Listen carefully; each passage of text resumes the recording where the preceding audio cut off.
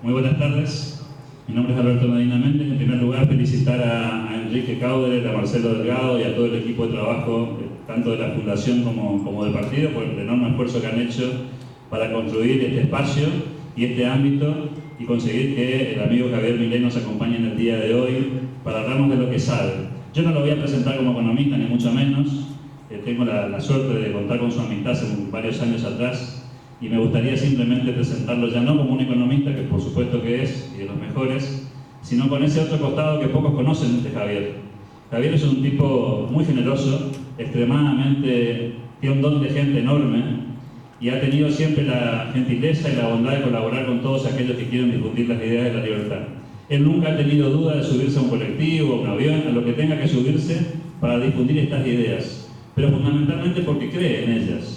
Está absolutamente convencido de lo que piensa y es un hombre que además ha madurado y ha crecido mucho a lo largo de estos últimos años, no solamente en esto que ustedes lo conocen, que tiene que ver con los medios de comunicación, sino en la evolución inclusive de su propio pensamiento. Así que para nosotros es un honor que esté aquí en la región del noroeste argentino, que nos acompañe hoy en Posadas. Javier Milei, bienvenido, te escuchamos.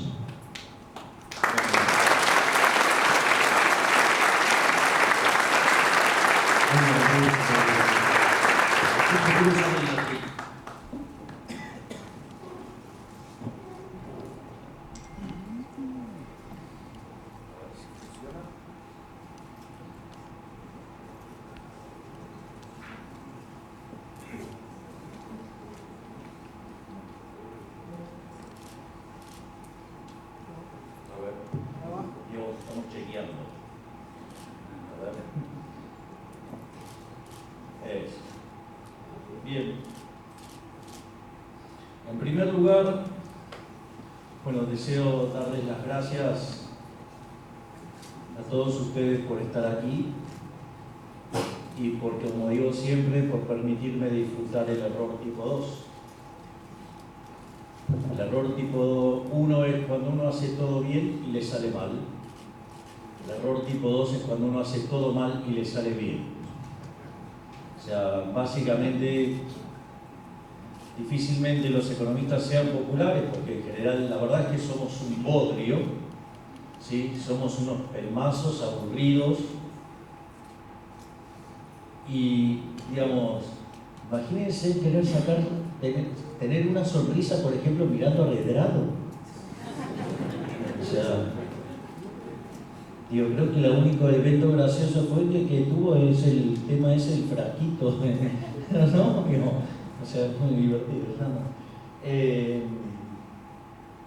Por otra parte, digamos, yo soy especialista en crecimiento en un país, digamos, que está enfermo de keynesianismo, enfermo del corto plazo, sí, digamos, tremendo, una miopía sideral. Imagínense cuando yo me pongo a hablar de 1000 años, 2000 años de historia, o sea, parece una cosa así como un disfrazado sin carnaval.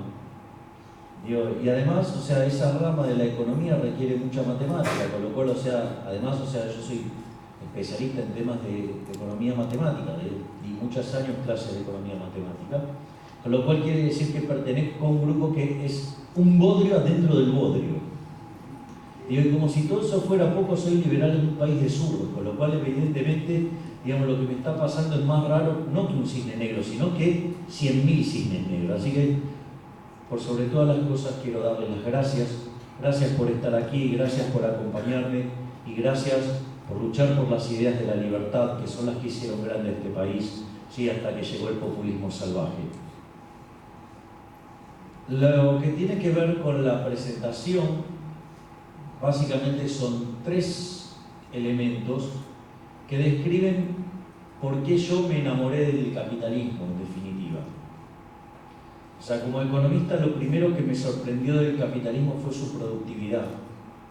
Es decir, al margen de que nunca tuve dudas que cuando el muro se cayó en el 89 aplastó a los zurdos.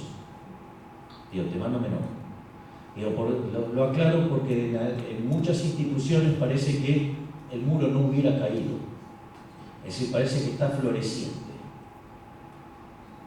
Por otra parte, una vez que uno ve esos números,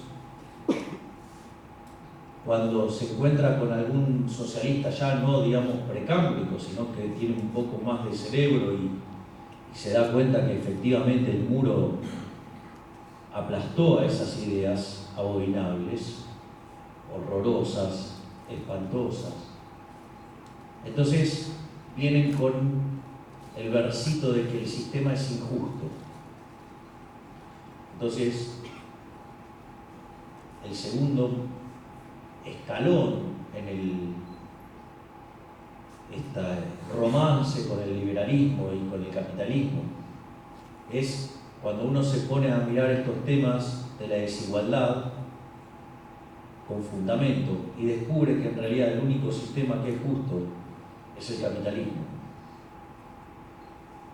Y como si todo esto fuera poco, además el capitalismo es estéticamente superior, lo cual no debería llamar la atención, porque básicamente el capitalismo, es decir, el eje central es el individuo, y como tal situación implica reconocer que todos somos distintos, que gracias a Dios somos distintos, porque entre otras cosas eso favorece la división del trabajo y la cooperación social, que es por ejemplo lo que hace que aquellos países que son más abiertos sean 9 veces más ricos que los que son cerrados.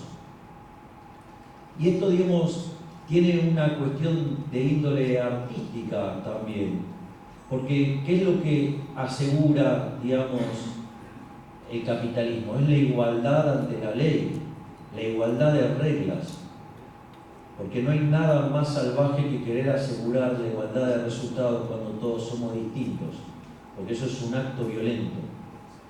Aparte, imagínense que si se lograra esa tan soñada igualdad que tienen los socialistas, seríamos todos iguales, lo cual sería un bodrio.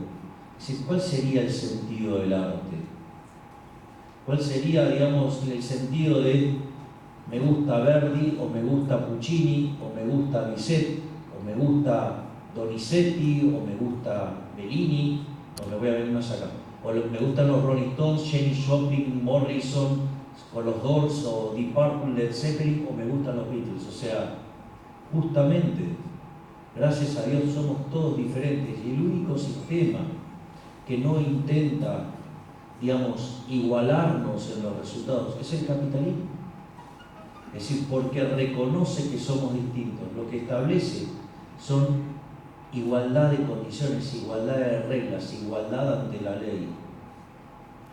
Entonces, por ende, digamos, no debería sorprender también que estéticamente sea superior el capitalismo. Con lo cual, ese es el eje de la charla. Y básicamente vamos a empezar, como decía Milton Friedman, primero los datos. Si ustedes se fijan, eso parece una suerte de palo de hockey, que algunos de hecho dicen es el palo de hockey. Y esto es interesante porque, a este sistema que tanto se le achaca, que apareció allá por 1776, digamos como una así fecha oficial, ¿no? Con la publicación de ese maravilloso libro que es La investigación sobre la naturaleza y las causas de la riqueza de las naciones, de Adam Smith. No es el único, digamos, él venía de publicar la teoría de los sentimientos morales. Y es interesante porque ahí pasa algo. Es decir, hasta ese momento la condición natural del hombre era la pobreza. Es decir, la gente vivía siempre de la misma manera, teníamos una vida absolutamente miserable. La expectativa de vida no excedía los 25 o 30 años. De ahí, por ejemplo, mi oposición al matrimonio, ¿no? Digamos, como institución anacrónica, cuando el matrimonio se inventó, hasta que la muerte los separe, no vivía 25 años, ahora vive 70, 80, digamos, o sea, vamos camino a 150, con lo cual yo como que un contrato tan largo como que mete un poco de miedo, ¿no? O sea, y la verdad que hacerlo atractivo por la vía violenta no parece muy divertido, ¿no? O O sea, digo, al menos eso no entra en la lógica de un liberal que cree en el respeto y restricto el proyecto de vida del prójimo. Entonces, si ustedes se fijan, digamos, eso es una explosión de riqueza fenomenal con la llegada del capitalismo. Básicamente, entre el año 0 y el 1800, el PBI per cápita solamente subió 40%. Y toda esa suba se concentró después del descubrimiento de América. Sin embargo, en los 200 años restantes, o que siguieron, sí, el PBI per cápita se multiplicó por más de 9 veces y media. Y eso se dio además en un contexto donde, como si todo esto fuera poco, la población pasó de 1.000 millones a más de 7.250 millones de personas. Es decir, con lo cual, lo que ustedes ven es que además está la presencia de los rendimientos crecientes. De hecho, una de las cosas que a mí, digamos, siempre me sorprendió y fue lo que me hizo llegar a la economía austríaca y volverme así una suerte de liberal extremo, como dicen algunos. A mí no me parece que sea nada extremo, pero digamos, es una cuestión de, a ver, uno no está medio embarazado, ¿no? Está embarazado o no está embarazado, o sea, no es media embarazada, o sea, entonces cuando uno comprende, digamos, que hay solamente dos sistemas, o sea, se acabó la cosa. Y una de las cosas que a mí me pasaba, digamos, como economista, era que el modelo de competencia perfecta, ¿sí?, que uno estudia en la carrera de economía, tiene un montón de propiedades en términos de bienestar, ¿sí? Y claro, cuando ustedes ven eso, digamos, no es consistente con la hipótesis de los rendimientos constantes a escala o los rendimientos decrecientes. Y la realidad es que el que primero lo vio fue Adam Smith esto. De hecho, la idea de la fábrica de alfileres es la idea de los rendimientos crecientes. Él decía que mediante la división del trabajo, digamos, aumentaba la productividad. Entonces, si usted tenía una sola persona generando alfileres, o sea, tenían básicamente 20 alfileres en un día. Ahora, si ustedes tenían 18 personas y dividían cada una de las tareas que implicaba hacer un alfiler, la producción saltaba a 5.000 per cápita, es decir, había rendimientos crecientes. Y eso, digamos, la teoría neoclásica, digamos, bajo la cual muchos economistas nos formamos, también está formarse en la pelotudez marxista o en la keynesiana, ¿no? Pero estamos hablando de cosas no estúpidas, ¿no? Entonces eso se iba de patadas con el crecimiento, digamos, o con el bienestar, porque en el fondo, digamos, los rendimientos crecientes suelen estar asociados a la presencia de monopolios. Entonces mi pregunta era, después de haber dado 20 años clase de microeconomía, ¿cómo carajo era que algo que para la teoría económica era malo como el monopolio, había generado semejante resultado en términos de crecimiento y de caída de la pobreza, que lo vamos a ver más adelante? O sea, básicamente en el año 1800, o sea, el 95% de la población vivía con menos del equivalente a $1 diario. Y hoy ese número es menos del 5. Entonces, ¿cómo puede ser que algo que la teoría económica consideraba tan malo fuera tan bueno para la gente? O sea, era un desafío. Entonces ahí me di cuenta que, digamos, Adam Smith es una cosa, los neoclásicos son otra cosa, y en especial los neoclásicos matemáticos. Con lo cual, este resultado tiene mucho de aprendizaje en términos de teoría económica, que es, obviamente que si me pongo por eso, esa conferencia solo tarda 6 horas. Así que, digamos, pero eso fue básicamente lo que a mí, digamos, me hizo llegar a la escuela austríaca. Pero acá lo que cuenta, son los números, y los números dicen que estamos en un momento verdaderamente formidable de la historia de la humanidad. Es decir, aquel gráfico lo deja claro, porque ustedes ya vieron la vida miserable que se vivía antes de que nosotros estuviéramos en la Tierra. Y eso está plasmado en las tasas de crecimiento. Fíjense que entre el año 0 y el 1800 la tasa de crecimiento de la economía en términos per cápita era el 0,02. Es decir, era prácticamente imperceptible. De ahí, digamos, que el respeto que había desde los hijos hacia los padres y hacia los abuelos. Porque claro, primero el tema de los abuelos era bastante relativo, porque por eso de los 25 años expectativa de vida era bastante más complicado. Pero al margen de esa situación, Vean que la vida se caracterizaba por ser casi siempre igual, no había mayor cambio. El único cambio grande que hubo en esos 1800 años fue el descubrimiento de América.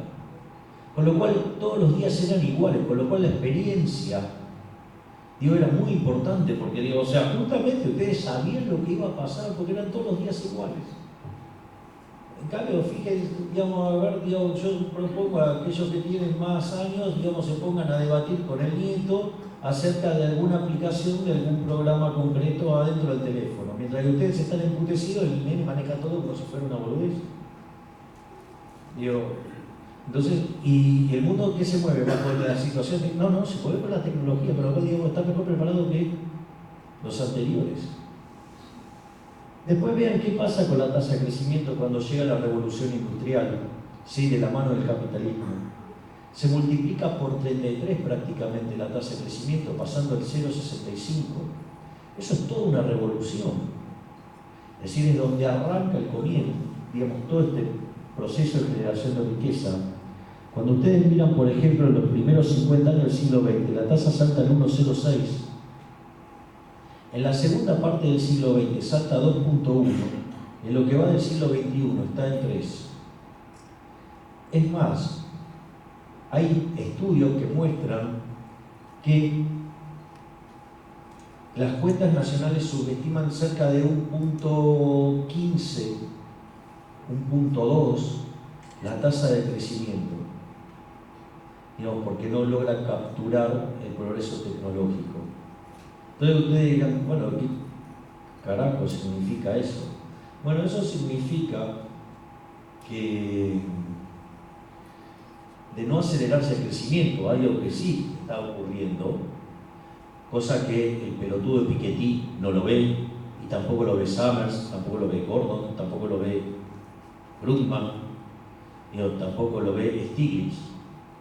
Es decir, todos ese conjunto de keynesianos inmundos abanderados en la religión del Estado,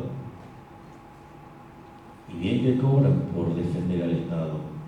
Yo les recuerdo, digamos, el señor Stiglitz acá hablaba maravillas del kirchnerismo, hablaba maravillas de Chávez, igual que Krugman. El problema es que Krugman se dio vuelta porque en un momento se enteró que le garpaba menos que a Stiglitz. Entonces ahí descubrió que en Argentina se mentía la inflación, cuando descubrió que ganaba 10 veces menos que el chanta de Stiglitz. Ahí eso parece que lo afectó. O sea, ellos son tan progres, pero fíjate, digamos, el señor Stiglitz, la carrada de guita que se llevaba, y el otro se enojó recién cuando se enteró que el otro se había llevado un cheque 10 veces más grande. Pero, digamos, al margen, digo, de los valores de los keynesianos, si nosotros corregimos ese 3% por la subestimación del progreso tecnológico, nos iríamos a tasas del orden del 4,25 aproximadamente. Eso en un periodo de 100 años, aun cuando no se acelerara el crecimiento, implicaría multiplicar por 60 el PBI per cápita en un siglo. Esto es, en un siglo estaríamos logrando 4,6 veces más de lo que logramos a lo largo de 20 siglos. Por lo tanto, digamos, se me podrían ocurrir dos cosas con el señor Piketty. La primera es, Piketty, ¿qué carajo estás viendo? Y si no, se la decimos a la Maradona, Piketty, la recontra tenés adentro. Obviamente que la contracara de esto es la cantidad de años que se necesitan para duplicar el crecimiento. Entonces fíjense que de acuerdo a la dinámica que traíamos a inicios de lo que era el siglo 0 al año 1800, ustedes necesitaban casi 3.500 años para duplicar el PIB per cápita. O sea, tremendo, una cosa espantosa. Vean que cuando van al siglo XIX cae a 107, para la primera mitad del siglo XX va a 65,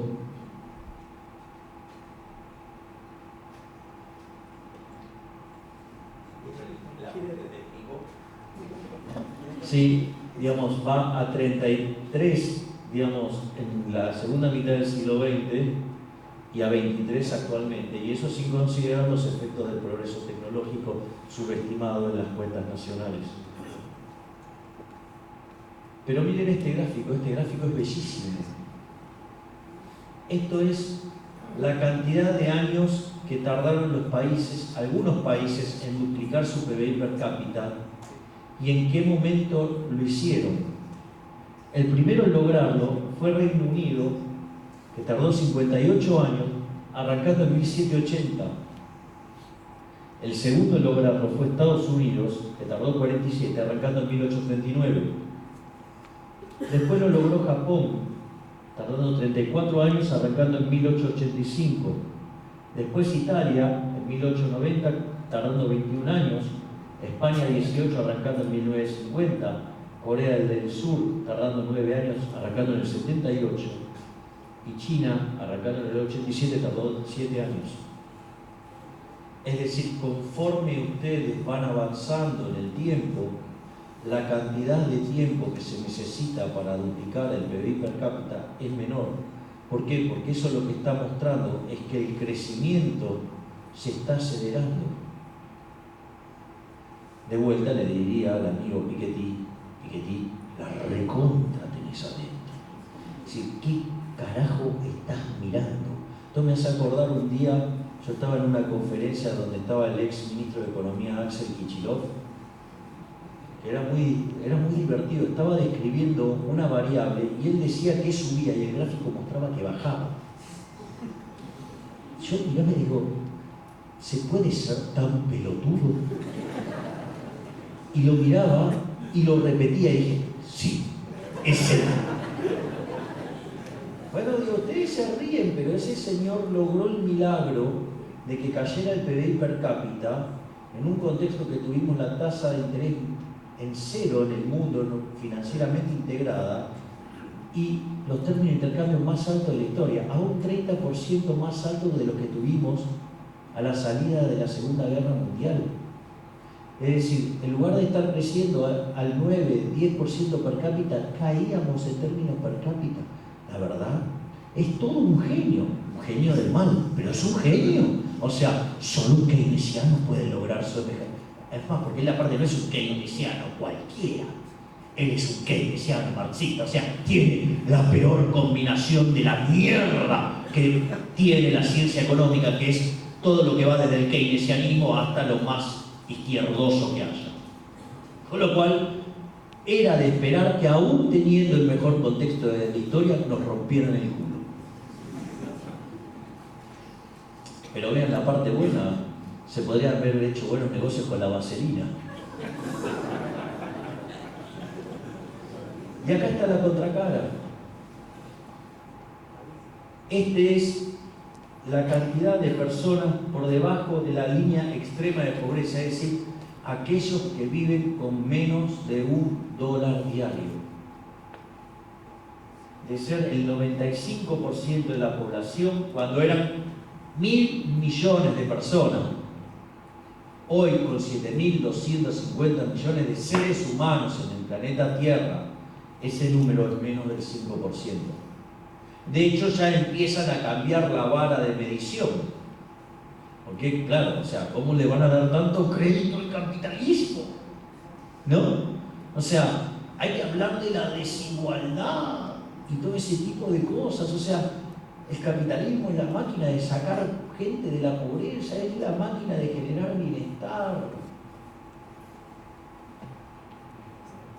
Pero bueno, hay gente que no le gusta esto. Se resiste a los datos. Entonces, ¿qué dicen los datos? Los datos dicen que aquellas economías que son más libres crecen más que el doble que las reprimidas, porque crecen al 3,63 per cápita, mientras que las reprimidas lo hacen al 1,52. Ustedes, digamos, pueden llegar a creer que esto, digamos, es un tema trivial, menor. Hay un estudio del Banco Mundial que muestra que cuando la inflación supera el 20% se pierde 1,58 de crecimiento. Por ejemplo, si uno considera la aparición del Banco Central en la República Argentina, cuando Argentina tenía un PBI per cápita que estaba entre los 5 más grandes del mundo, y le pone los efectos de la inflación que generó el Banco Central, si uno corrigiera por esa variable, hoy tendríamos el mismo PBI per cápita que Estados Unidos. Con lo cual, digamos, un punto 58 de crecimiento es un montón. Acá hay casi 2 puntos de diferencia, son 2.1. Así que imagínense la capacidad de generar riqueza que tiene el capitalismo. Pero ahí usted se encuentra la relación que cuanto mayor libertad económica, el PBI per cápita es más alto. Pero digo, puesto así, casi que uno puede creer que es una cuestión romántica y que como además somos superiores estéticamente, hacemos gráficos más lindos. En realidad no es que hacemos gráficos más lindos. O sea, yo creo que esta puede llegar a ser más creativo para hacer gráficos, pero ellos tienen tantas cosas malas que no pueden mostrar que no lo hacen. Es decir, el Estado, digamos, como hace tanto daño, les reprime la capacidad creativa para hacer lindos gráficos, cosa que nosotros aún haciendo gráficos peor nos quedan más lindos, que como por ejemplo este, o el que viene. Porque digo, al margen de eso, digo, a ver, ¿de cuánto estamos hablando? Y esta parte es muy importante porque aquellos países que son más libres son 8 veces más ricos que los que son reprimidos. Ustedes se dan cuenta cuando yo tengo que ir a un canal de televisión y me encuentro con un pelotudo que me dice, no, porque el socialismo está mejor, la concha de tu madre está mejor. ¿Sí? Hay 8 veces de diferencia. ¿Alguien me puede explicar cómo uno es mejor que 8? Ustedes comprenden el punto, ¿no? Es decir, cuando ustedes tienen los datos, ven esto y dicen, pero ¿dónde vive? Es decir, pero yo creo que, digamos, el socialismo es una suerte de pedazo de mierda, un solete que se mete en la cabeza y no te deja pensar y tampoco ver los números. Pero, sí. Pero hay algo más interesante que esto es, porque como los socialistas, ellos son los buenistas y se preocupan por los que menos tienen, ¿qué pasa con los que menos tienen? Porque ahí en promedio hay goleada. Ahí hay goleada, ¿no? Digamos, 41 contra 5.400, hay goleada. Pero, miren esto, que es muy importante. El decil más bajo de la distribución en un país libre está 11 veces mejor que el decil más bajo del país reprimido. Pero eso no es todo. Si ustedes se fijan, ese 11.000, es decir, el decil más bajo del país libre, es más que el doble que el ingreso promedio del ciudadano en el país reprimido. Y por el formato de la distribución del ingreso que lleva, puede ser aproximada con una log normal, con una chi cuadrada, que significa que la moda, o sea, el valor que más se repite de la serie, está por debajo de la media, quiere decir que el 75% de la población tiene menos que ese ingreso. Por lo tanto, o sea, el ciudadano del país libre que vive que está en el decil más bajo tiene por lo menos el doble de ingreso que el 75% de la población del país reprimido. ¿Alguien me puede explicar dónde está el negocio? Está claro que para nosotros los que laburamos el negocio no es. Para los que creamos riqueza el negocio no es. Está claro que el negocio es para los hijos de remil puta, llamados políticos, que son los que se benefician y son los que mejores le va en estos sistemas represivos. Si no, hablemos de del dinero que tiene la hija de Chávez. Porque, digamos, al señor Piketty le preocupa mucho la plata de la heredera de Peugeot, pero no dice nada de la plata de la hija de Chávez, o no dice nada de la plata del hijo de Castro. Ah, no, eso está bien.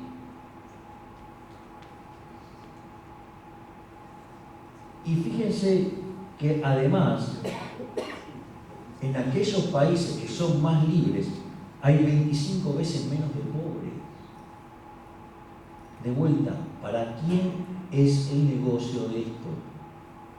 Porque está claro que si uno quisiera que a la gente le vaya bien, es decir, si los socialistas fueran verdaderamente socialistas y quieren el bienestar de la gente, deberían volverse capitalistas.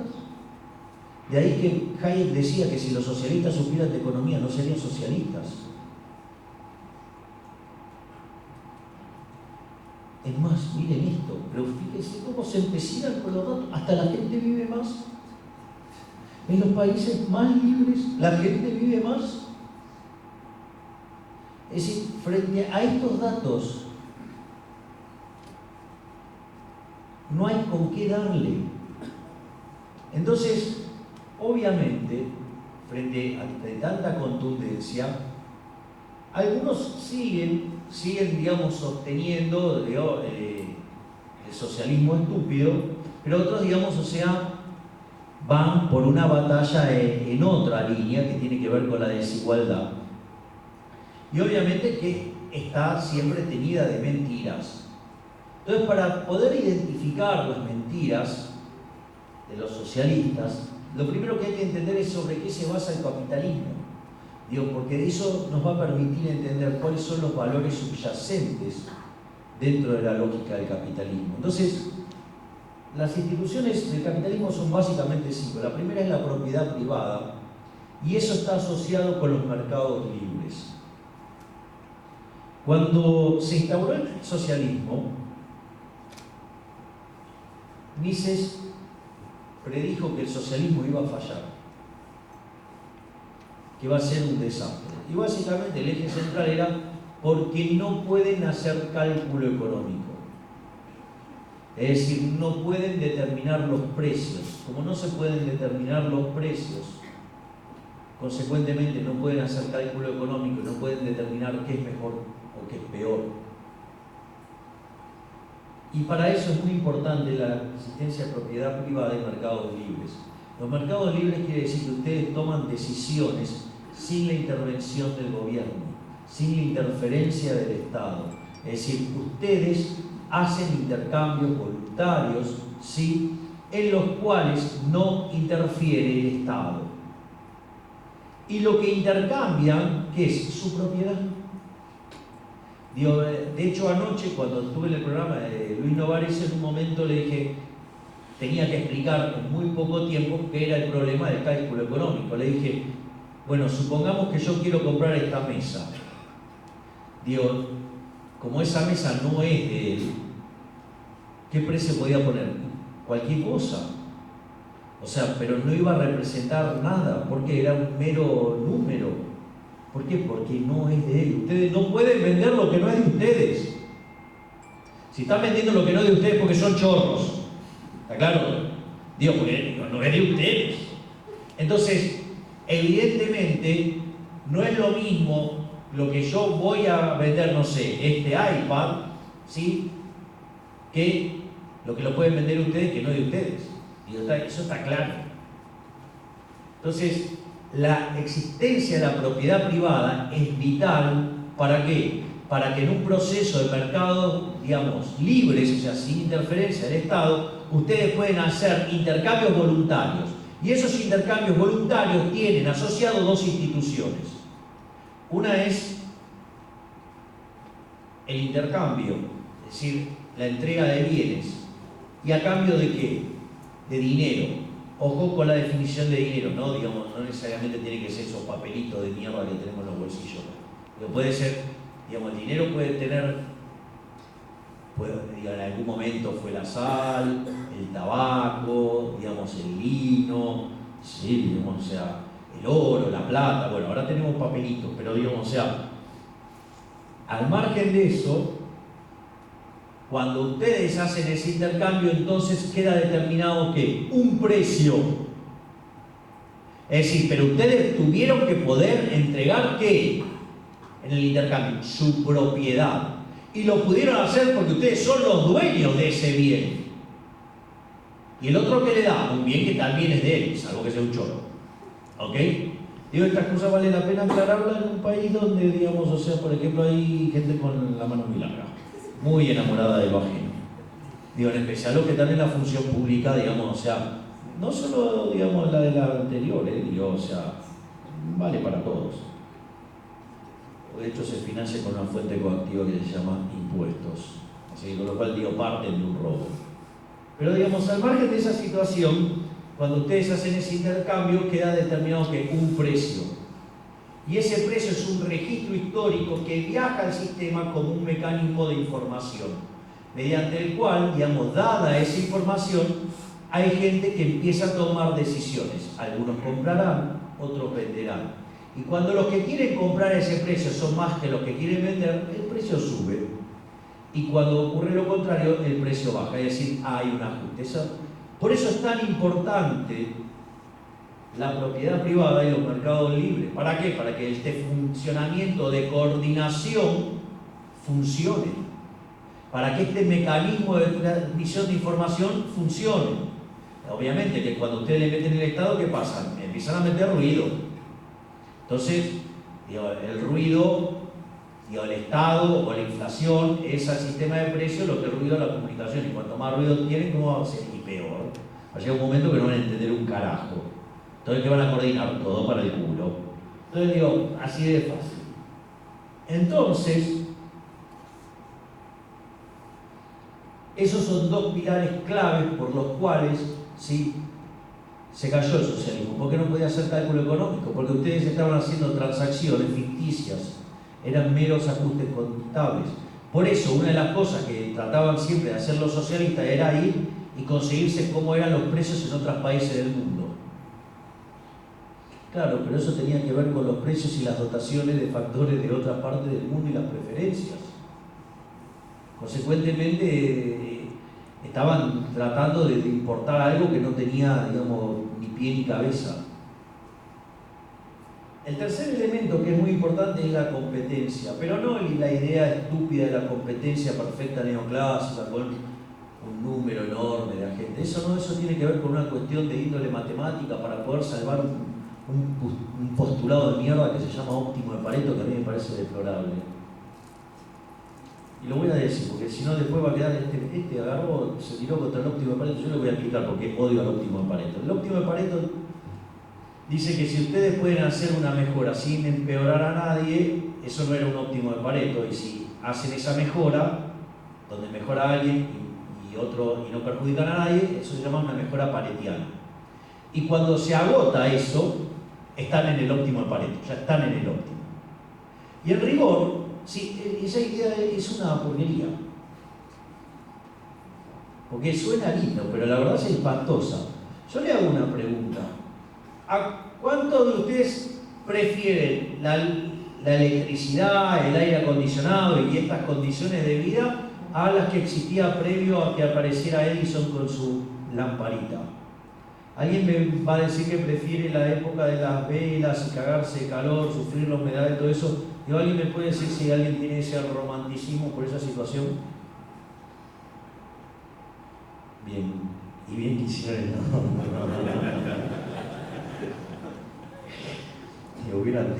se hubiera puesto lindo, pero no, hubiera pasado bien. Pero, digo, ahora está claro entonces que toda la luz eléctrica, todo eso es bárbaro. Ahora, pónganse en aquel momento donde aparece Edison con la lamparita, ¿cómo se sentía el fabricante de velas? Para el orto.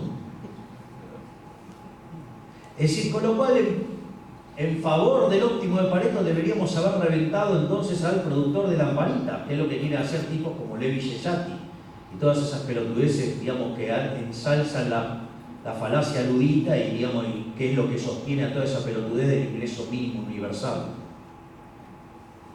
Pero, digamos, al margen de eso, digo, este parece un ejemplo, digamos, básicamente pintoresco. Porque siempre puede haber alguno que diga, no, yo prefiero, digamos, o sea, andá y viví en el medio de la cosa, tal igual. Ahora, ¿qué es lo interesante? Que este ejemplo todavía sigue siendo un ejemplo light. ¿Ustedes se imaginan si por esas situaciones de la vida aparece alguien y encuentra la medicina que cura todos los males? En nombre del óptimo de Pareto no va a faltar el pelotudo que diga, che, pero a los productores de cajones le va a ir mal. ¡Y que se vayan a la concha de su madre! ¡Me importa un carajo! ¿Te querés morir? ¡Morite vos! ¿Se dan cuenta? Es decir, siempre está bueno, entendíamos, por eso Borges era genial. Borges, ¿qué hacía? Llevaba todo al extremo. Entonces digo, yo quiero ver qué carajo opinan si se llegara a dar esa situación que aparece el tipo que encuentra la pastilla que cura todos los males para que estemos todos en el estado de que además queremos estar. Y venga y diga, no, pero vos te imaginás, a los productores de Honka le va a ir mal. ¿No? Porque es eso. Digo, no va a faltar el pelotudo que diga, pero vamos a tener una explosión de seres humanos dentro del planeta, eso es un problema. ¿Y qué querés matarlos, hijo de puta? Digo, ustedes se ríen, pero esto pasa. ¿Cuántos pelotudos escucharon decir? No, porque el problema es la cantidad de población que hay, se necesitan guerras para que baje la cantidad de gente. Parece joda. Digo, ¿o cuántos dicen? No, porque el progreso tecnológico deja fuera a la gente. Digo, yo les recuerdo que cuando se dio la revolución industrial, ¿sí? Si los ludistas tuvieran razón, hoy la tasa de desempleo sería del 89%, porque no se hubiera creado un puto puesto de trabajo más en la vida. Y hoy hay más de 7 veces más de gente, y sin embargo la tasa de desempleo no es ese número. Pese a que existe el Estado regulando el mercado laboral. Y los amados nórdicos de los rojos locales, ¿saben que no tienen regulaciones de salarios mínimos? Rojos como Donda o Leandro Grosso, la recontra tienen adentro, brutos. Pero no queda todo ahí. ¿Cuántas veces han escuchado? No, porque ustedes los liberales adhieren a la teoría del derrame. No, pelotudo, nosotros no adherimos a la teoría del derrame. Nosotros creemos en la división del trabajo y en la cooperación social. Es decir, no, porque ustedes creen que la gente está igual. No, justamente nosotros festejamos las diferencias. Valoramos que somos todos distintos. Como consecuencia de ello, abogamos por la división del trabajo. Y como consecuencia de la división del trabajo nos especializamos, ¿sí? Ahora, ¿qué es lo que pasa? Cuanto más nos especializamos, más necesitamos de la cooperación social. Digamos, les doy un caso concreto, aquellos pelotudos que quieren cerrar la economía. Dicen, no, porque en realidad la forma de generar riqueza es cerrando la economía. Entonces, dejemos del evento empírico de aquellos que son más abiertos, son 9 veces más ricos que los que son cerrados, que es un detalle menor. Total, digamos, para los keynesianos y zurdos de distintas especies viven de espalda a los datos, en especial en Argentina. Entonces, el punto es, vamos a llevar la idea al extremo, entonces. Entonces, si cerrar la economía es bueno, entonces cerremos en Argentina. La podemos cerrar acá en Misiones, la podemos cerrar ¿por qué Misiones? Es demasiado, en Posadas, la podemos cerrar, bueno, seguimos así, la cerramos en este reducto, y la verdad que si vamos a seguir al límite, ¿por qué, digamos, no nos quedamos solos? Ahora, ¿ustedes se imaginan lo que sería esa situación en la cual cada uno de nosotros se tuviera que generar su propio alimento, su propia camisa, su propio pantalón, su propio traje, ¿sí? Sería una vida espantosa. Es decir, el eje central del capitalismo es la división del trabajo y la cooperación social. De ahí que Bastián decía que donde entra el comercio no entran las balas. Milton Friedman, cuando cuenta el ensayo de Reed sobre el lápiz, dice, yo puedo odiar a la otra persona, la puedo odiar, pero si mi negocio depende, mi bienestar depende de venderle el producto que yo genero, lo voy a tratar bien. Es decir, Con lo cual las ideas del liberalismo puestas en marcha y sin interferencia del Estado generan paz. Es decir, cuando uno le dice, no, pero mirá que el socialismo fue un fracaso en lo económico, lo social, en lo cultural, y como es un sistema estúpido que solamente puede ser aplicado por el método de la violencia, se cargó con la vida de 150 millones de la vida de seres humanos. Párrafo dedicado a los pelotudos de Daniel Santoro y Javier Calvo, libro La historia negra del comunismo, publicado por la Universidad de Harvard, que se estima entre 100 y 120 millones de víctimas humanas por instaurar ese sistema estúpido. Y les cuento que en los primeros años, ¿sí?, como digamos, o sea, el desastre que hicieron en la Unión Soviética, rompiendo todo, vino, digamos, un periodo de más frío y además se cargó 30 millones de seres humanos más. De ahí la cuenta 150 millones, con lo cual ahí la tienen, un par de burros. Entonces, el punto es que es un sistema que conduce a la paz, o sea, no mata a nadie, digamos, o sea, solamente saca gente de la pobreza, solamente genera riqueza, solamente genera concordia, solamente genera, digamos, buenas relaciones. ¿Por qué? Porque si no lo hacen, el nivel de vida les va a caer. Es decir, ustedes no son seres gregarios porque sí, son seres gregarios porque les conviene. Es decir, están mejor viviendo en sociedad, ¿sí?, que viviendo separados. Por eso, si no, digamos, se mandarían toda la concha a su madre y se van a vivir solos. Con lo cual, es una de las tantas falacias del hombre de paja que construyen los mentirosos y los socialistas. Y después, en teoría del derrame, tampoco, digamos, derrame nada. Si hay derrame para los dos lados, porque los intercambios son voluntarios. Y además, yo le voy a decir algo, sería de muy pelotudo creer que Bill Gates o que Steve Jobs son derrames de IBM. Digo, los tipos que le va bien es porque no se derrama nada. Es decir, por lo cual estos tipos triunfan porque son geniales. Entonces ustedes lo que necesitan es mantener la capacidad creativa de los seres humanos. Y eso no hay con qué darle al capitalismo.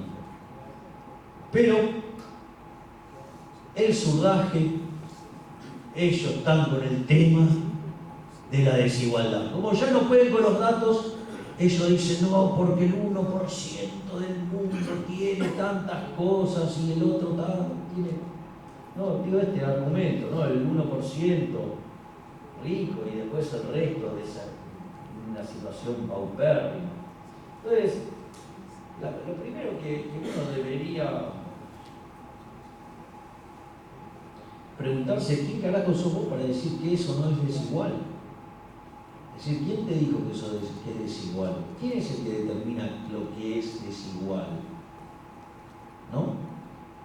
Es decir, a título de qué, digamos, de ver, porque yo suponga lo siguiente, ustedes se encuentran en una persona que tiene, no sé, ingresos por 500 y otra tiene 0. No, verdaderamente es muy desigual. Ahora sucede que el que, digamos, ganó 500 se rompió el culo laburando 10 horas por día, el otro está todo el día rascándose. Digo, ¿siguen sosteniendo que es desigual? Es decir, hay uno que decidió quedarse rascándose, claro, no tiene nada. Y el otro labura como un negro y tiene 500. Y todo entonces para que venga un pelotudo y decir, no, porque eso es desigual. ¿Qué es lo que es desigual? Entonces vamos a sacarle al que gana mucho para el que no, darle al que no tiene nada. O sea, vas a castigar al que produce y vas a premiar al vago. ¿Sí? En el fondo, lo que ustedes tienen ahí es una teoría basada en la envidia, en el odio, en el resentimiento, donde el fracasado siente profunda envidia por el que le fue bien. Entonces, como no le gusta el resultado, lo quiere arreglar por la fuerza. Por eso yo suelo decir que los socialistas son el club de las porongas cortas.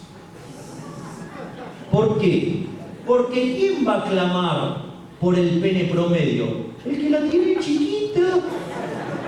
Es decir, nadie que la tenga por encima del promedio va a andar pidiendo amputación. Entonces, el problema es por qué llegan a estos resultados pelotudos esta gente. Es decir, son malos. O sea, al margen que la tienen chiquita. Y ese es el problema, digamos, o sea, todo está, el eje central está en no comprender la lógica de la teoría de la distribución. Es decir, básicamente los socialistas, digamos, o sea, es inviable tener una discusión con un socialista, digamos, o sea, y querer hacerlo entrar en razones, porque parte de una teoría del valor equivocada. Ellos trabajan con algo que se llama teoría del valor trabajo. Es decir, una teoría objetiva del valor. Es decir, las cosas valen por la cantidad de trabajo que tienen incorporado, lo cual es una boludez del tamaño de una casa. Digo, se lo voy a hacer con un ejemplo. Es como que, a ver, ¿cuántas veces escucharon hablar esos pelotudos que dicen, bueno, vieron que hablan de la inflación y hablan de la cadena de valor? Bueno, es una aproximación parecida a esta pelotudez. Digo, primero que la inflación tiene que ver con la pérdida del poder adquisitivo del dinero, o sea, no con con la cadena de valor. Por eso de última determinaría el nivel de precios, no la tasa de variación. Digo eso por si llegan, no sé, a escuchar a este Polino, no sé si lo pueden los consumidores. Entonces, pero vayamos por el tema de la cadena de valor, hagamos un ejemplo. Supongamos que yo llego a una sociedad y veo que nadie toma vino. Buenísimo. ¿Qué puedo hacer? Dedicarme a producir vino y llenarme de guita. Además, yo voy a estar yo solo en el mercado. Digo, es un golazo.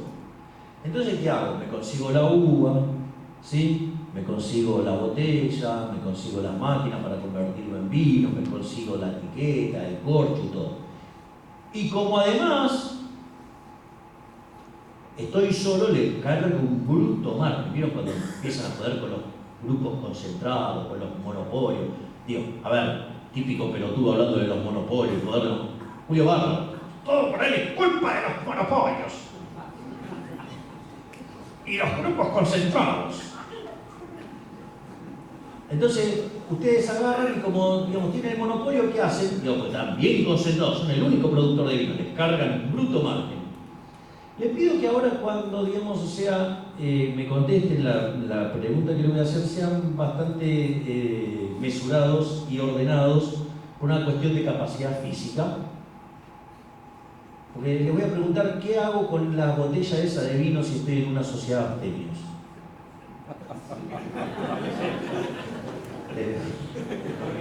Por suerte ya habíamos comprado la vaselina gracias a los desastres de Kicillof. Si no, debería suspender, digamos, la charla, porque digo, por unos cuantos que se dieron cuenta, digo, de la pelota. Esa es la teoría del valor trabajo. Es más, o sea, claro, no pueden, como entonces todo vale por el trabajo, entonces todo lo que tiene que ver el retorno del accionista, para eso es explotación. Ahora, miren qué interesante, ¿no? Digamos, esta idea de la explotación. Digo, quiere decir que entonces el empresario es un explotador. Ahora, qué interesante, porque cuando ustedes miran todo el progreso tecnológico, ahorra trabajo.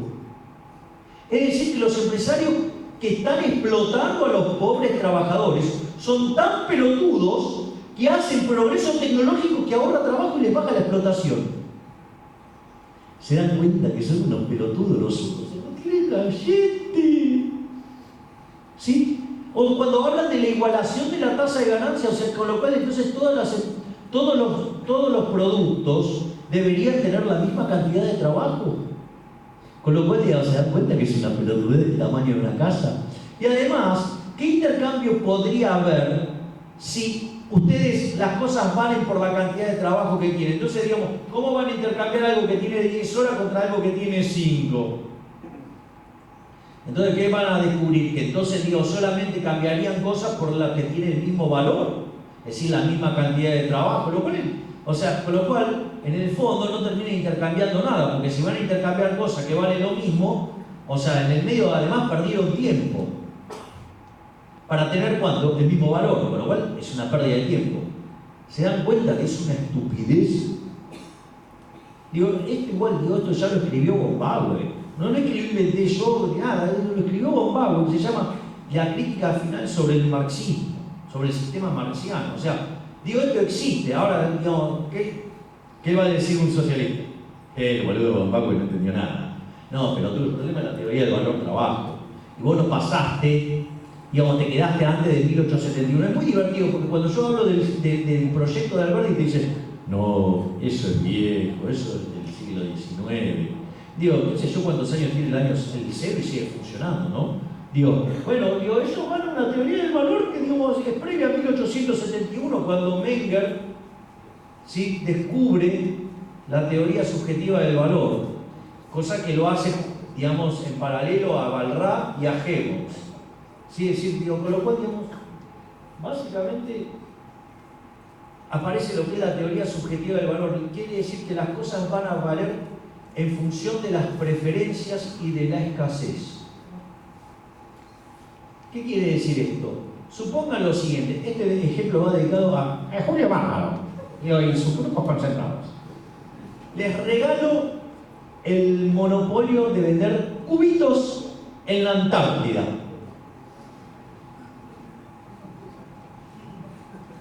No creo que la vaselina cubra el frío. ¿Ok? ¿Se dan cuenta? Ustedes pueden tener a ver, cuando el estúpido de Piketty dice, no, porque la heredera de Peugeot, ¿sí? Y entonces la igualdad de oportunidades, bullshit, boludo, bullshit. La heredera de Peugeot produce 3 autos malos y quiebra. El que determina quién tiene el capital en la economía son los consumidores con su acto de compra. Y cuando cambian las preferencias y compran otras cosas, cambian los precios relativos, y eso es una señal para que los recursos se inviertan ahí y se saquen de los lugares donde ya no los quieren. Hay que entender que el capital no son las máquinas per se.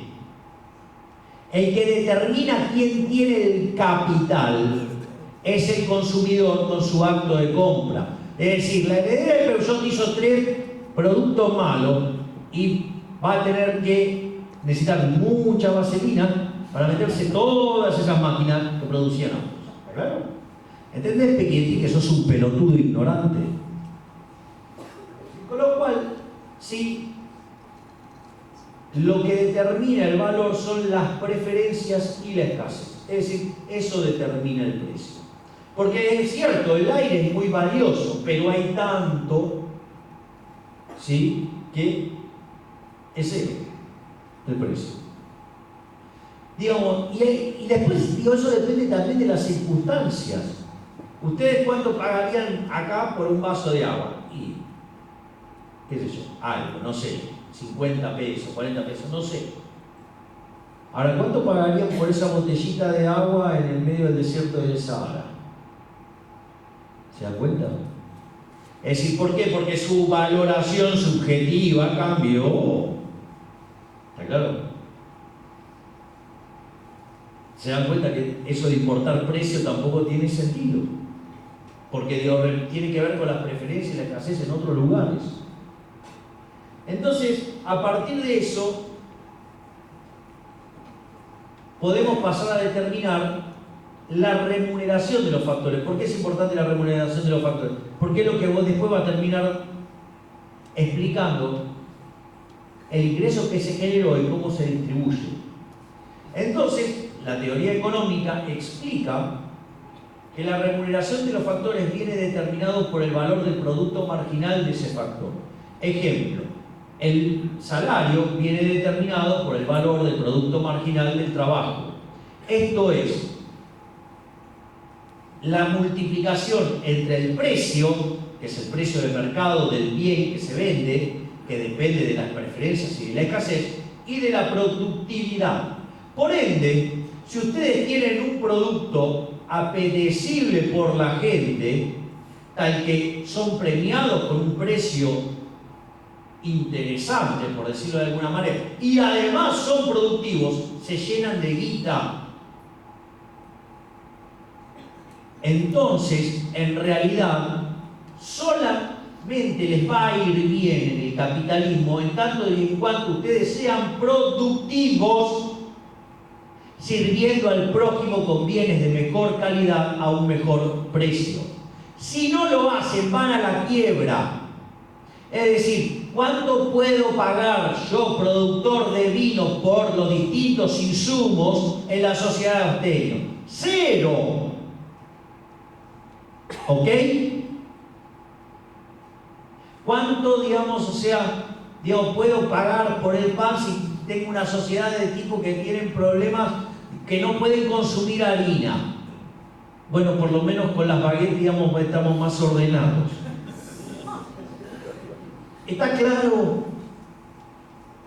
¿Sí? Ya me veo que hoy me van a hacer apología mientras que estas ideas no se le transmitan a mi novia. Espero que lo esté viendo en simultáneo. Dani, no se le ocurra, por favor. Uno no llegó así a los 48 años porque sí. Tiene una trayectoria. Pero también uno puede cambiar, ¿no? Como decía Albert Einstein, que todo lo que existe es óptimo, porque si no sería diferente. Y si no le gusta, también lo puede cambiar porque eso también es óptimo. Así que, uno deja siempre también abierto todo el conjunto de posibilidades. Entonces, a partir de ahí es que surge la distribución del ingreso. Es decir, aquellos que están en los mejores lugares de la distribución del ingreso son benefactores sociales, son héroes. Porque solamente pudieron llegar a ese lugar de la distribución porque sirvieron al prójimo con bienes de mejor calidad a un mejor precio. Ese es el eje central. Pero no, estos señores siguen empecinados en la justicia. Les parece injusto. Entonces, a los efectos de esto, les voy a contar vamos a hacer un ejemplo. A ver, ¿qué es justicia? Supongamos que estamos en España y hay un peticito que la gasta jugando al fútbol. Se llama Messi. Tipo la rompe. O sea, aquel que lo tenga va a ganar todo. Evidentemente, como hay gran pasión por el fútbol en España, todos van a pujar por tener a quién, a Messi. Ahora, pregunta, si ustedes fueran Messi y todos quieren contratarlo a ustedes, ¿qué harían? ¿A quién le venderían sus servicios? ¿Al que le pagan más o al que le pagan menos? O sea, van a ir al que le paga más. ¿Sí? Entonces, le dice Messi, bueno, yo voy a jugar en aquel que me dé todo el equivalente de la recaudación cuando se juega de local. Es decir, 2 estadios por mes. Consecuentemente, el club que lo quiera contratar a Messi tiene que duplicar el precio de las entradas. Entonces el problema es quién quiere pagar el doble la entrada para tenerlo a Messi en el equipo. Bueno, ese grupo de gente existe, se llaman catalanes. Entonces se lo queda el Barcelona. Empieza la liga y el Barcelona los caga goles a todos, les pega unos bailes morbosos a todos, o sea, y sale campeón de punta a punta, y entonces, van los catalanes y festejan en Madrid en pelotas y se les pasean todo y lo gastan, le pegan el gaste del siglo, los de Madrid están que les sale espuma por la boca. Acá el punto es, bueno, pero puede haber alguien que se ponga a mirar la distribución del ingreso. Entonces, cuando mira la distribución del ingreso, ¿qué va a pasar? Hay alguien que se llama Messi, que es profundamente rico. Después van a venir los jugadores y dirigentes de Barcelona. Después van a venir todos los españoles, salvo los catalanes. Y después vienen los catalanes. Punto 1. Si viene alguien y dice, no, porque acá la distribución del ingreso es injusta, porque si yo comparo lo que gana Messi respecto de lo que gana un catalán, la diferencia es de, no sé cuántas veces. Entonces, eso es injusto. ¿quién carajo sos para decir que eso es injusto, pedazo de pelotudo? Pedazo de arrogante. La pregunta es, ¿todos los intercambios que tuvieron lugar en esta economía fueron voluntarios o fueron a punta de pistola? Fueron todos voluntarios. Cada uno de los que participó de este proceso obtuvo lo que quería y lo logró mediante intercambios voluntarios. Es decir, Messi es un héroe. No hay que castigarlo, es un héroe, sirvió al prójimo con un bien de calidad excelente. Y lo que consiguió, lo consiguió por la voluntad de los catalanes que estuvieron dispuestos a pagar esas entradas. Y lo que no entra en la cuenta esa es que, por ejemplo, toda la gastada que le pegaron los catalanes a los de Madrid. O sea, se imagina que si a su vez le sacaran guita a los de Madrid para dárselo a los catalanes porque están peor en la distribución del ingreso. Sería una locura. ¿Se dan cuenta de decir? Entonces viene alguien, opina sobre la distribución del ingreso y lo que no entendió nunca es cómo se generó ese proceso. Es decir, esa sociedad es hermosa porque además todos consiguieron lo que querían. ¿O acaso, digamos, todos los españoles no catalanes que no quisieron pagar las entradas de Messi tienen derecho a quejarse de que no salieron campeones? ¿Querías salir campeón? ¿No hubieras pagado más? ¿No? Claro, pero eso no lo contemplan las cuentas nacionales y esa parte se les olvida en esta manga de infradotados. Ahora vamos a otro caso. Me subo al colectivo con mi amiga Cristina y vamos y nos sentamos a la última parte del colectivo y ella se sienta obviamente a mi izquierda. Digo, como me senté en el medio también hay a mi derecha, recuerden que soy libertario. Digo, yo soy liberal en lo económico, en lo social y en lo cultural. Especialmente en lo cultural. Y también, si les gusta, en lo institucional. Pero eso, digamos, lo dejo para cuestiones de largo plazo. Entonces, en ese momento, digamos, entra un señor al colectivo con los bolsillos reventando de dinero. Y como mi amiga Cristina es una campeona de la justicia social, le parece profundamente injusto eso. Es más, o sea, ella desconoce el hecho de que este hombre está viajando con los bolsillos reventando así porque tiene que ir a pagar la operación de los ojos del hijo, porque si no se queda ciego. Ella desconoce eso. A ella lo que le molesta es que en el bolsillo tiene un montón de plata este señor. Entonces, va y toma esos bates que tienen los colectivos, que es para pegarle a las gomas, se acerca a este señor, le pone el bate de manera amigable sobre la cabeza y le dice, el bate se llama AFIP. Entonces le dice, mira, si no me das tus ingresos, toda esa plata que tenés en el bolsillo, te voy a romper la cabeza de un patazo.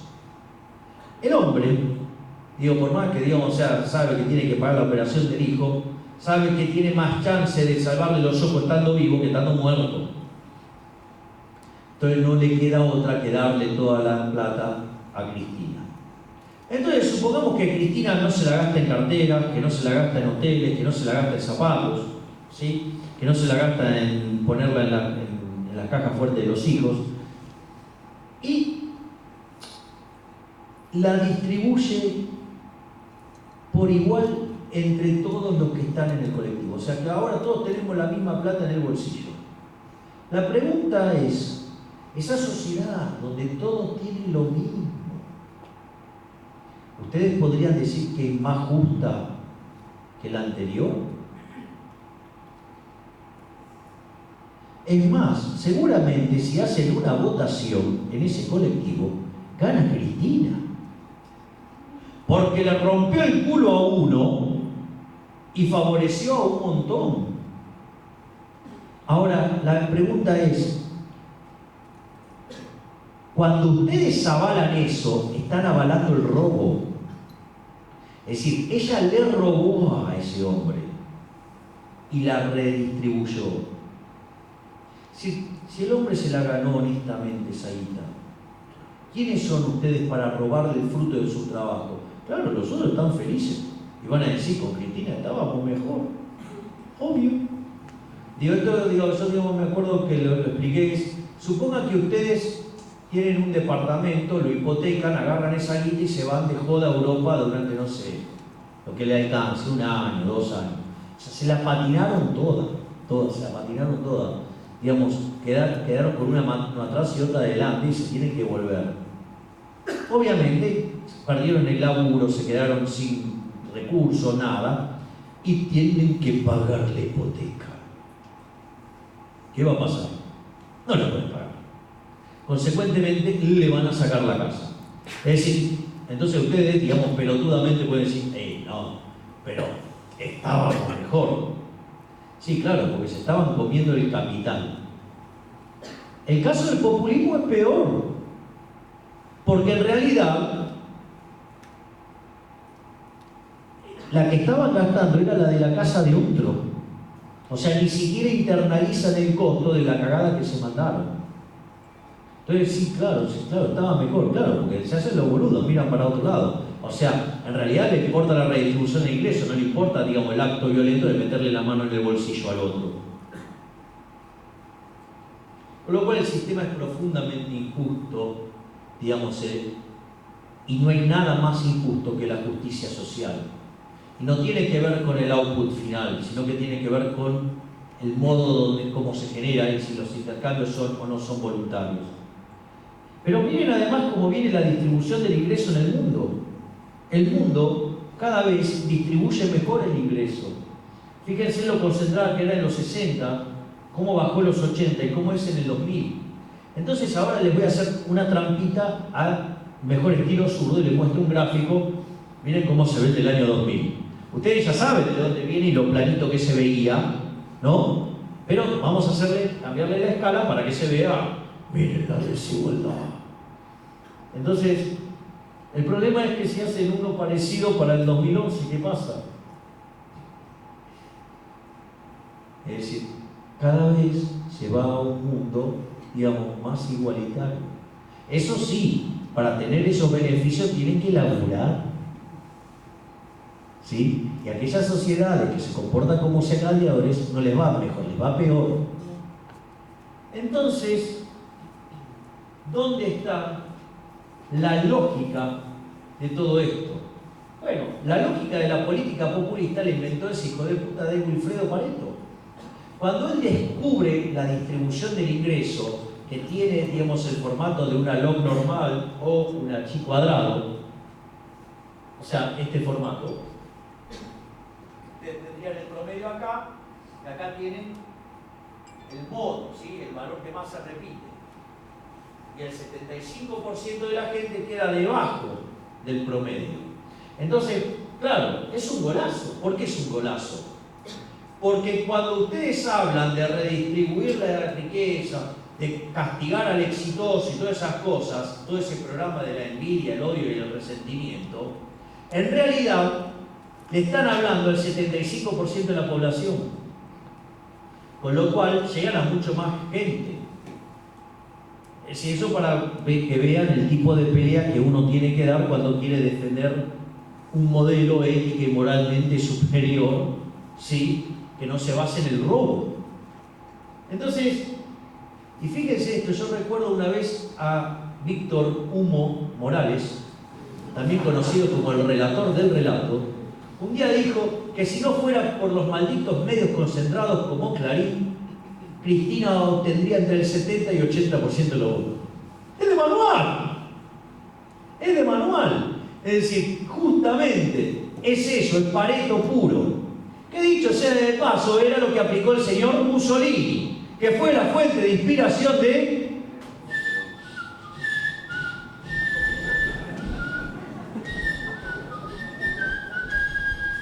¿No? Digo, cuando se fue a Italia.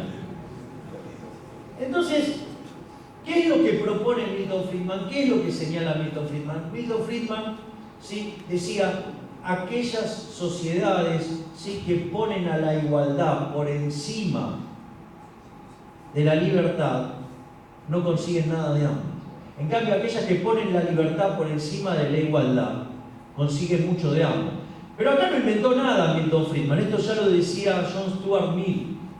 Es decir, aquellas sociedades que ponen a la igualdad por sobre la libertad, se convierten en una sociedad de saqueadores.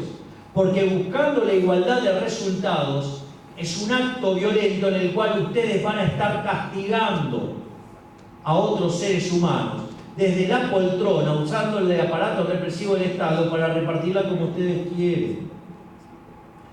Y en el medio algo se filtra. Digo, de hecho, fíjense lo que son las cosas. Salió un estudio del BID que muestra que para América Latina la ineficiencia técnica del gasto público es 4,4% del PBI. En Argentina ese número es 7,2%. Y las filtraciones, y literalmente las llama filtraciones, en Argentina supera el promedio de ineficiencia técnica del resto de América Latina. O sea que acá hay chorros como en ningún lado. Es decir, tanta justicia social, redistribución del ingreso, lo único que hicieron fue sacarle a la gente productiva para dársela a los políticos, que son los únicos que progresaron. Entonces, básicamente, el eje central está, uno de los grandes logros del liberalismo es la igualdad ante la ley. Y ustedes cuando redistribuyen el ingreso, hay ahí dos cosas, hay dos elementos. Uno es un elemento violento, que es el robo. Es decir, ustedes le están robando a alguien para supuestamente dárselo a otro. Es decir, con lo cual además tratan desigualmente frente a la ley y a la gente. Es, por ejemplo, los impuestos progresivos. Es decir, ustedes cuanto mejor sirven al prójimo, convienen de mejor calidad, un mejor precio, son más exitosos. Entonces, ¿qué hacen de estos zurdos asquerosos? Los castigan más que proporcionalmente, los tendrían que premiar. Entonces, en el fondo, ¿sí?, nos encontramos básicamente frente a dos sistemas. Hay un sistema que propone servir al prójimo con bienes de mejor calidad a un mejor precio, ¿sí? Propone el ahorro, el esfuerzo, la inversión, el trabajo duro, el respeto irrestricto del proyecto de vida del prójimo, la igualdad ante la ley. Y del otro lado está el modelo socialista basado en la envidia, el odio, el resentimiento, el asesinato, ¿sí?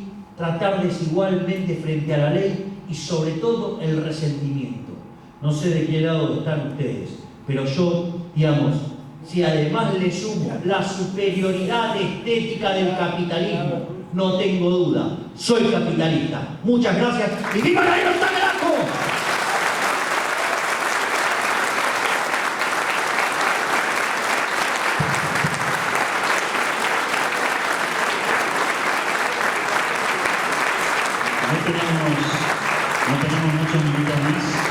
No tenemos muchos minutos más, vamos a tratar de aprovecharlo al máximo a Javier antes de que se nos escape el vuelo.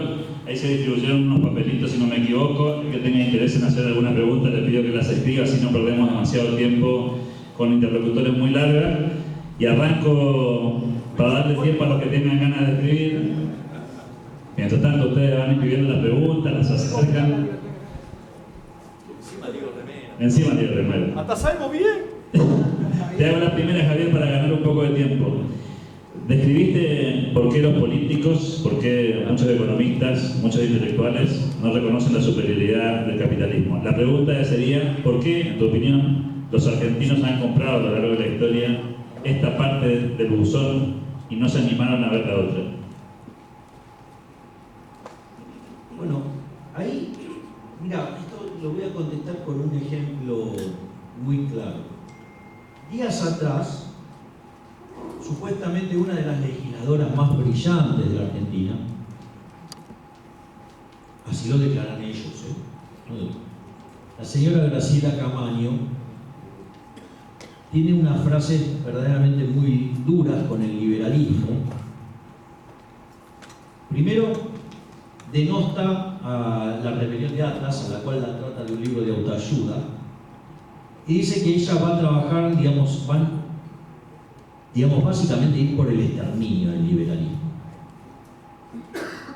Lo primero que hay que comprender es que el odio de los políticos para con los liberales se sustenta en el hecho de que somos los únicos que le decimos en la cara que son unos parásitos inútiles que no sirven para nada. Es decir, los políticos son psicópatas, o si ustedes quieren, sociópatas, que nos quieren hacer creer que somos unos pelotudos que no podemos valernos por nosotros mismos y que necesitamos de su tutela. En realidad es al revés, hijos de remil puta, los que no sirven para nada son ustedes, y si no fuera por nosotros, que somos los que nos rompemos el orto produciendo, ustedes se cagan de hambre. Ese es el eje central. Ahora, claro, deberían aceptar que son unos parásitos inútiles que no sirven para nada. ¿Ustedes se imaginan lo que sería, por ejemplo, para señores como Vidal, Larreta, ¿sí? Marcos Peña, ¿sí? O, digamos, Gerardo Morales, o cualquiera de los vagos que han dado vuelta, que nunca en su vida trabajaron y que tengan que salir a ganarse el pan sirviendo al prójimo con bienes de mejor calidad o mejor precio? Y claro, es una situación desesperante. Y como además tienen el monopolio de la violencia para financiar su actividad, ¿qué es lo que pasa? Utilizan nuestros recursos para pagar a aquellos que perjudican a los que producimos, para sostener ¿qué? La mentira socialista. Digo, es un negocio redondo. Y esto fue establecido, ¿sí?, por la líder espiritual de los resentidos, disculpen, de los descamisados. La segunda mujer que era la del rodete.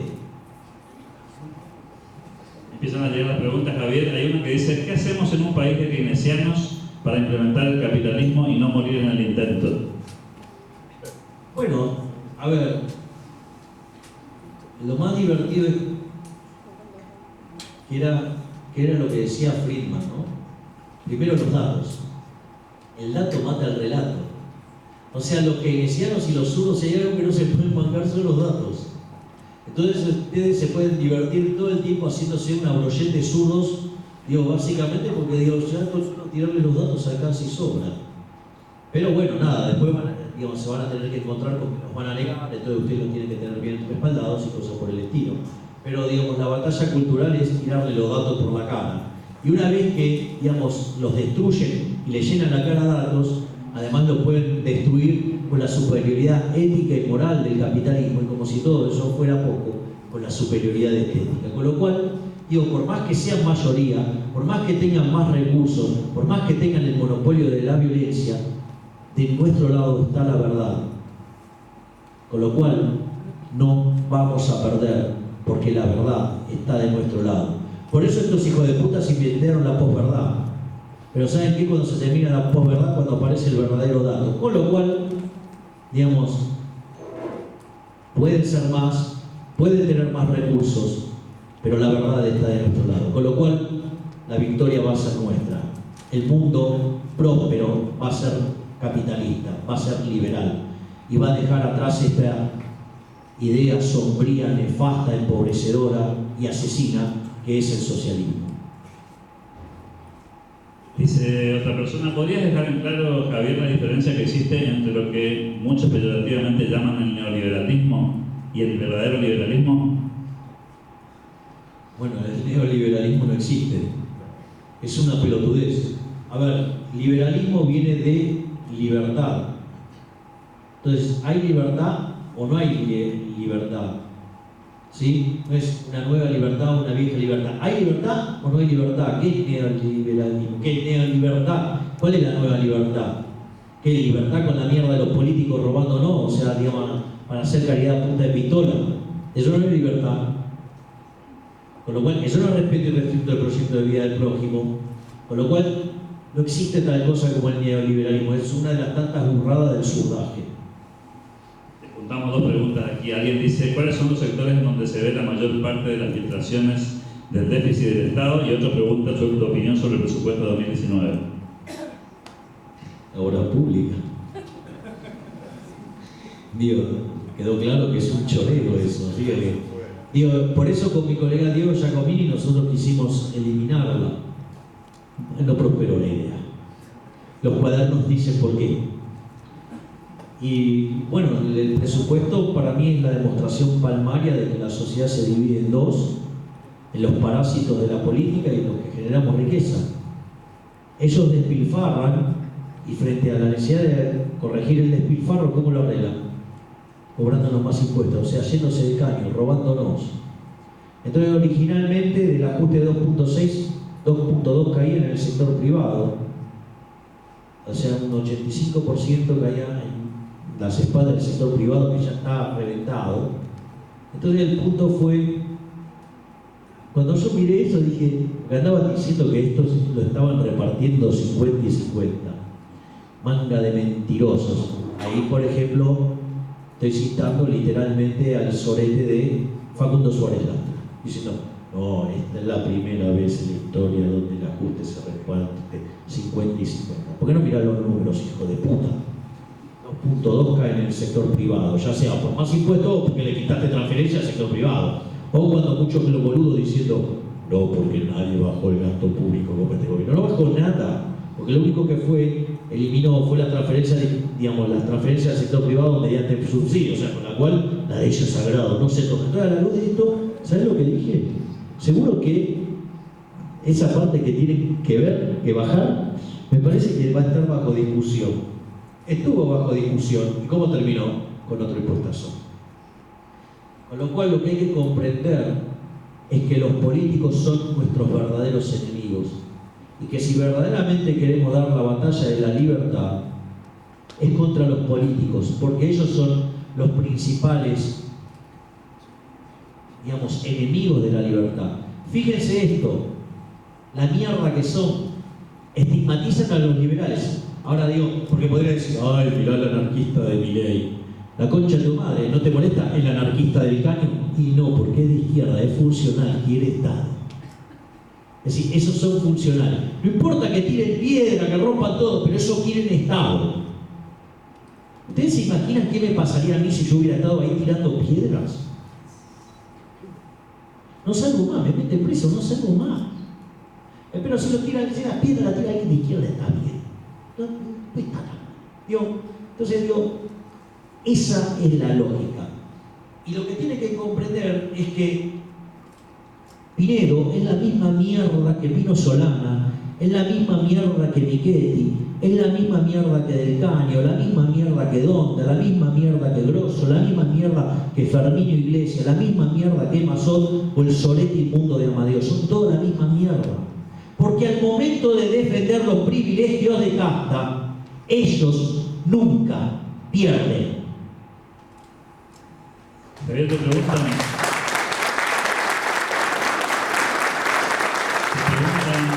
¿qué pensás que puede pasar con la economía argentina en el futuro? Hay otra pregunta muy parecida, ¿qué vistas tenés, qué visión tenés de lo que puede pasar en Argentina en el futuro? ¿Pensás que puede cambiar esto?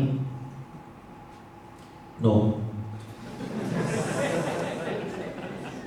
Pregunta, supongan que una persona va caminando por la calle, viene un chorro, lo deja en traje de Adán. La pregunta, ¿qué chances existe que a los 15 minutos vuelva el chorro y le devuelva algo? Ya se me pasó mal. Bueno, piensen que el chorro es ética y moralmente superior a la mierda del político, porque corre el riesgo, da la cara, y además es un ladrón aleatorio. El político te chorrea con el aparato represivo del Estado y además es un ladrón estacionario. Con lo cual, difícilmente, van a cambiar los incentivos. A ver, estaba todo mal. Había que hacer el ajuste. Tenemos 7.2 de ineficiencia técnica del gasto. Tenemos más de 5 puntos y pico de filtraciones. ¿Cómo lo arreglaron? Con más impuestos. ¿Qué se le ocurrió al pedazo de mierda de Gerardo Morales? No, 10% de retenciones es poco, debería ser el doble. ¿Se dan cuenta? Son unos hijos de puta. O sea, ¿ustedes creen que es fácil? No, no es fácil, lo van a perseguir. Obvio, porque además tienen el monopolio de la fuerza. Entonces, por eso, sub 30, váyanse, la salida es Ezeiza. Ahora, los que se quieren quedar a pelear, tienen que tener conciencia que nuestros verdaderos enemigos son los políticos y la batalla es contra esas mierdas. Porque en el 2001 hubo que se vayan todos. Están los mismos soretes de mierda que estaban antes. Son todos los mismos. Más, bueno, dice, bueno, hay algunos nuevos. Sí, son la prole de estos hijos de puta, o digamos, o vinculados a las amantes o algo por el estilo. O sea, pero con lo cual es que se agrandó la familia. La familia de ellos. Entonces, digo, necesitan más puestos. ¿Pueden convivir el capitalismo y el socialismo? ¿Se puede pensar en una mezcla entre capitalismo y socialismo?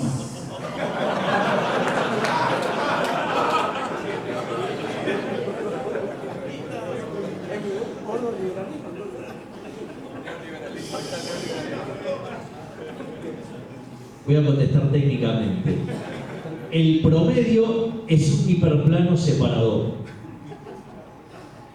O estás arriba o estás abajo.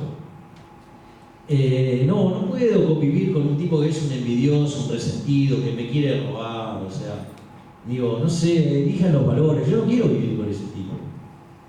Y no puedo vivir con un chorro. Por eso yo propongo separar el país en dos. Digo, la Argentina del norte, Argentina del sur, y a todos los parásitos de mierda, los políticos, los sindicalistas, toda esa gente de mierda que vive de parasitar al resto, le dejamos la parte más rica de la Argentina, le dejamos la pampa húmeda, le dejamos vaca muerta, no sé qué más, digo, le dejamos todo. Total, digo, son unos inútiles, lo van a quebrar. O sea, del otro lado vamos lo que producimos, digo, por más que nos den un pedazo de piedra, lo vamos a hacer florecer. Además vamos a vivir mejor. De hecho, la gente en el liberalismo es agradecida, porque cuando recibe algo, sabe del esfuerzo de conseguir eso. En cambio, las mierdas de los socialistas son unos pretenciosos resentidos porque creen que tienen derechos. Y lo que hay que saber es que cuando alguien da un derecho, alguien no tiene que pagar porque no es tal cosa como un almuerzo gratis. Entonces, la verdad, digo, también lo puedo contestar a la MISE, digamos, con el libro de ese de El mito de la tercera vía, que todas las soluciones intermedias son inestables, y les cuento, tienden al socialismo, así que la batalla es cada vez más fuerte, o sea, así que nada, no se puede convivir, o sos capitalista o sos socialista, pero basta. La última, Javier, la última. ¿Qué opina del triunfo y crecimiento de Vietnam tras dejar el socialismo y abrir el mercado? Y podría ser el resto de los ejemplos, ¿no? De países que salieron del otro lado de la cortina de hierro y se animaron a meterse en el capitalismo y a probar suerte, y así están hoy, ¿no? Se animaron a que le vaya mejor. Digo, mirá Irlanda, un país pedorro en Europa, pobre, hecho mierda. Agarró, abrazó las ideas de la libertad en menos de 30 años, tiene un PIB per cápita más alto que el de Estados Unidos. Digo, ¿cuál es el? Digo, parece que hubiera un dilema, no lo hay. No lo hay. Es decir, un camino los lleva a ser pobres, a tener una vida de mierda, miserable, digamos, sin libertad, y en la otra, digamos, van a tener más ingresos, van a tener mejor calidad de vida, van a tener gente con mejor sentimiento, con mejores valores, van a vivir mejor, van a tener más expectativa de vida. Digo, ¿cuál es el dilema acá? ¿Que van a perder los valores de la envidia? Bienvenido. O sea, ¿qué tal se pone romántico con los valores de la envidia, el odio, el resentimiento, el robo y el trato desigual frente a la ley? Para mí esos son unos valores de mierda, no sirven para nada. Si lo único que hicieron fue empobrecer a la gente, digamos, fue un fracaso en lo económico, lo social, lo cultural, y se cargó con 150 millones de vidas humanas. ¿Qué es lo que añoran de eso? Salvo que se beneficien con eso. Un aplauso enorme para Javier Milei.